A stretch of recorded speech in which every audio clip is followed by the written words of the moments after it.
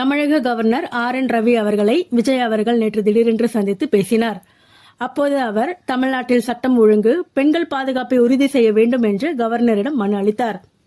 சென்னை அண்ணா பல்கலைக்கழக வளாகத்தில் என்ஜினியரிங் மாணவி பாலியல் வன்கொடுமை செய்யப்பட்ட சம்பவத்தை கண்டித்து தமிழக வெற்றிக் கழக தலைவரும் நடிகருமான விஜய் அவர்கள் தனது எக்ஸ் பக்கத்தில் கண்டன பதிவு வெளியிட்டிருந்தார். அதில் அனைத்து இடங்களிலும் பெண்களின் பாதுகாப்பை உறுதி செய்ய வேண்டும் என்று தமிழக அரசை வலியுறுத்தியிருந்தார்.